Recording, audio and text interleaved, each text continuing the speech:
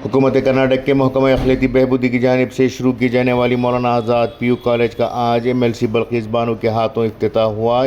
MLC Balkis Bano ने शिमोगा शहर के मुस्लिम हॉस्टल के अहाते में तामीर शुदा इस कॉलेज का इफ्तिताह करने के बाद बताया कि रियासती हुकूमत ने अक़लियती तबक़े की लड़कियों को आला तालीम से आरास्ता करने के मकसद से रियासत भर में मौलाना आज़ाद पीयू कॉलेजों का आगाज़ किया है। यहाँ पर तालिबात को साइंस, आर्ट्स और कॉमर्स के शोबे में मुकम्मल मुफ्त व मेयारी तालीम दी जाएगी। आने वाले चंद दिनों में कॉलेज के लिए मुस्तक़िल इमारत तैयार की जाएगी। इस मौके पर मुस्लिम हॉस्टल कमेटी के सरपरस्त इफ्तिखार अहमद, निसार अहमद, माइनॉरिटी डिपार्टमेंट के ज़िला अफसर राघवेंद्र, कॉलेज की प्रिंसिपल तेजस्विनी वगैरह मौजूद थे। प्रिंसिपल तेजस्वी ने बताया कि दाखिलों के लिए अभी गुंजाइश है। जो तलबा दाखिला लेना चाहते हैं वो मुस्लिम हॉस्टल कॉम्प्लेक्स के अहाते में तामीर शुदा इस कॉलेज के दफ्तर से रब्ता कर सकते हैं।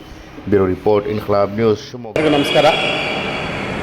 ಈ ದಿನ ಅಲ್ಪಸಂಖ್ಯಾತ ಇಲಾಖೆ ಅಡಿಯಲ್ಲಿ ಸರ್ಕಾರಿ ಪದವಿ ಪೂರ್ವ ಮಹಿಳಾ ಕಾಲೇಜನ್ನು ಆರಂಭಿಸಿದ್ದೇವೆ.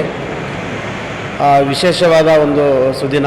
ಯಾಕಂತ ಹೇಳಿದ್ರೆ ಮಹಿಳಾ ಪದವಿ ಪೂರ್ವ ಕಾಲೇಜು ಭಾಳ ವಿಶೇಷವಾಗಿ ಮಹಿಳೆಯರಿಗೆ ಮಾತ್ರ ಮೀಸಲಿರೋದ್ರಿಂದ ಅಲ್ಪಸಂಖ್ಯಾತ ಇಲಾಖೆ ಅಡಿಯಲ್ಲಿ ಸಾಕಷ್ಟು ಜನ ಈಗ ಆಲ್ರೆಡಿ ನಾವು 2011 ಜನಗಣತಿ ಪ್ರಕಾರ ಮಹಿಳಾ ಸಾಕ್ಷರತೆ ಪ್ರಮಾಣವನ್ನು ನಾವು ನೋಡಿದಾಗ ಕೇವಲ ಭಾರತದ ಪ್ರಮಾಣ ನೋಡಿದಾಗ ಅಂದಾಜು 65% ಇದೆ. ಕರ್ನಾಟಕದ ಮಹಿಳಾ ಸಾಕ್ಷರತೆ ಪ್ರಮಾಣ ನೋಡಿದಾಗ 68.13% ಇದೆ. ಹಾಗಾಗಿ ಮಹಿಳೆಯರು ಒಂದು ಸಮಾಜದಲ್ಲಿ ಸಮಾನತೆಯಲ್ಲಿ ಕಾಣಬೇಕಂತ ಹೇಳಿದ್ರೆ ಶಿಕ್ಷಣ ಅತ್ಯಂತ ಪ್ರಾಮುಖ್ಯವಾದ ವಿಷಯ.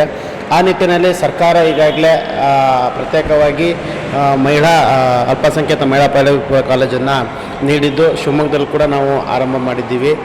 ಹಾಗಾಗಿ ನಮಗೆ ಭಾಳ ಸಂತೋಷದ ದಿನ. ಇನ್ನೂ ಹೆಚ್ಚಿನ ಕಾಲ ಈ ಒಂದು ಕಾಲೇಜು ಪದವಿ ಪೂರ್ವ ನಂತರ ಡಿಗ್ರಿ ಕಾಲೇಜಾಗಿ ಮುಂದುವರೆದು ಇಲ್ಲಿನ ಮಕ್ಕಳು ಅತ್ಯುನ್ನತ ಶ್ರೇಣಿಯಲ್ಲಿ ಉತ್ತೀರ್ಣರಾಗಿ ಈ ಒಂದು ಕಾಲೇಜಿನ ರಾಯಭಾರಿಗಳಾಗಿ ದೇಶದ ಅಲ್ಲಿಂದ ರಾಜ್ಯದಲ್ಲಿ ತಾವು ತಮ್ಮ ಕೀರ್ತಿ ಪತಾಕೆಯನ್ನು ಹಾರಿಸ್ಬೇಕಂದು ಈ ಮೂಲಕ ಕೇಳ್ಕೊಡ್ತೇನೆ. ಹಾಗೆಯೇ ಮುಂದುವರೆದು ಮಹಿಳಾ ವಿದ್ಯಾರ್ಥಿಗಳಿಗೆ ನಾವು ಈಗಾಗಲೇ ಸವಲತ್ತುಗಳು ಕೊಟ್ಟಿದ್ದೀವಿ. ಈ ಒಂದು ಕಾಲೇಜಿನಲ್ಲಿ 3 ವಿಭಾಗವನ್ನು ಆರಂಭ ಮಾಡಿದ್ದೀವಿ.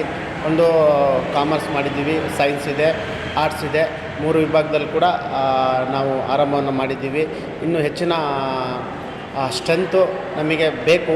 ಆದರೂ ಕೂಡ ಮುಂದಿನ ದಿನಗಳಲ್ಲಿ ಅದು ಹೆಚ್ಚಿನ ಸ್ಟ್ರೆಂತ್ ಆಗುವ ನಿಟ್ಟಿನಲ್ಲಿ ನಾವು ಕೂಡ ಹೆಚ್ಚು ಪ್ರಯತ್ನ ಪಡ್ತೀವಿ. ಈ ಮೂಲಕ ತಮ್ಮಲ್ಲಿ ಕೇಳ್ಕೊಡ್ತೀನಿ. ಧನ್ಯವಾದಗಳು.